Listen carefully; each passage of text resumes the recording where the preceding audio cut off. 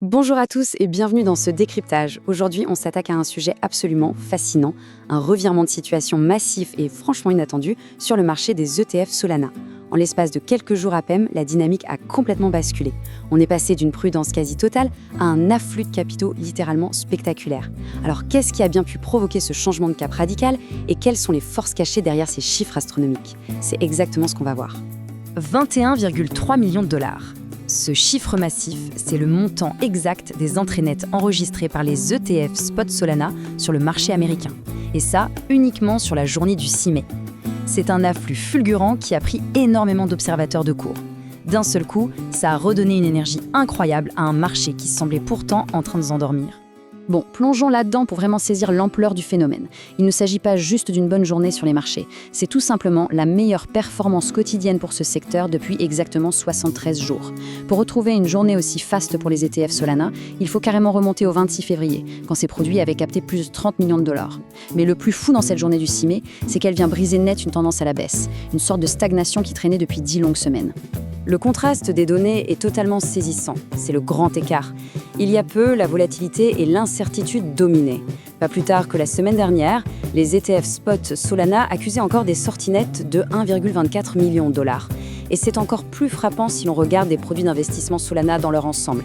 Les rapports de CoinShares pointaient vers une hémorragie de capitaux atteignant les 11,1 millions de dollars.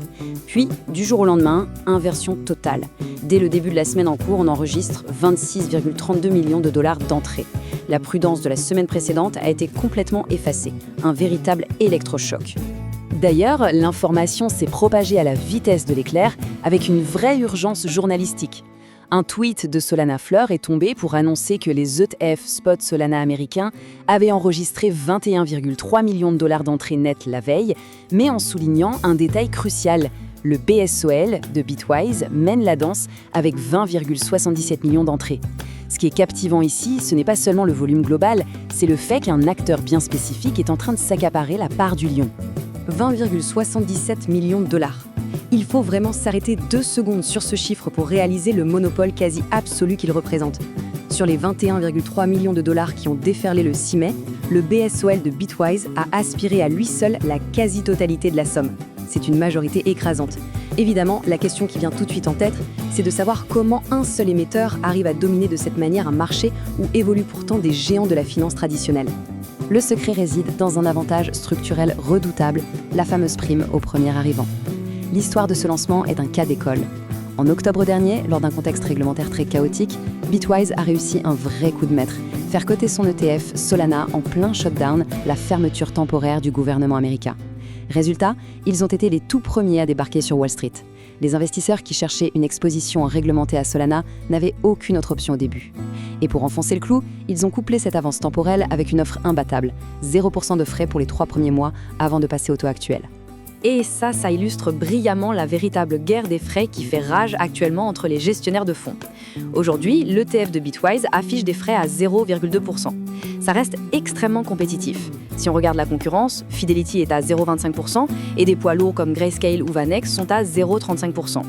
Le seul à faire très légèrement moins cher, c'est Franklin Templeton avec 0,19%.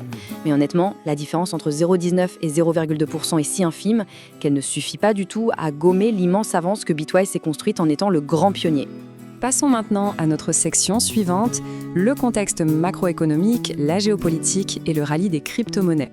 Parce que bien sûr, cette envolée des ETF Solana ne s'est pas faite dans le vide. Quand on analyse les forces motrices actuelles de façon totalement impartiale, on constate que l'optimisme général a fait un retour fracassant. Le Bitcoin vient de repasser la barre des 80 000 $, s'offrant même une incursion au-delà des 82 000. Parmi les catalyseurs rapportés derrière cette euphorie, il y a la réaction des marchés mondiaux aux rumeurs d'un potentiel accord de paix entre les États-Unis et l'Iran.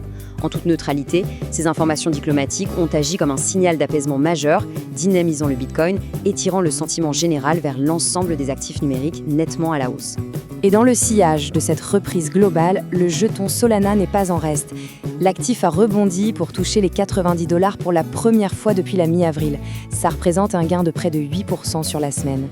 Cette belle ascension prouve que l'appétit pour le risque est bel et bien de retour et que les capitaux se dirigent de nouveau vers des actifs perçus comme très performants. qui nous amène au point de bascule, le lien direct entre l'amélioration des prix et l'afflux massif vers les ETF. Pourquoi ces millions se déversent-ils soudainement dans ces fonds quand le climat se détend?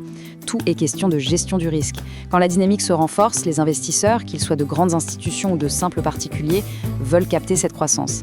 Mais passer par un ETF offre un cadre réglementé et familier, ce qui est perçu comme beaucoup moins risqué que d'acheter ou de sécuriser directement de la crypto-monnaie. Ce qui pousse à une ultime réflexion pour clôturer cette analyse. On vient d'assister à un revirement colossal après 10 semaines de baisse, porté par un émetteur pionnier et stimulé par des rumeurs géopolitiques mondiales. Face à des flux de capitaux capables de changer de direction à une telle vitesse, il reste une interrogation fondamentale en suspens. Est-ce qu'il s'agit d'une simple réaction euphorique et temporaire liée à l'actualité internationale, ou sommes-nous en train d'observer les toutes premières fondations d'une adoption institutionnelle profonde et durable de Solana sur Wall Street? La suite des événements sur les marchés s'annonce absolument passionnante à suivre.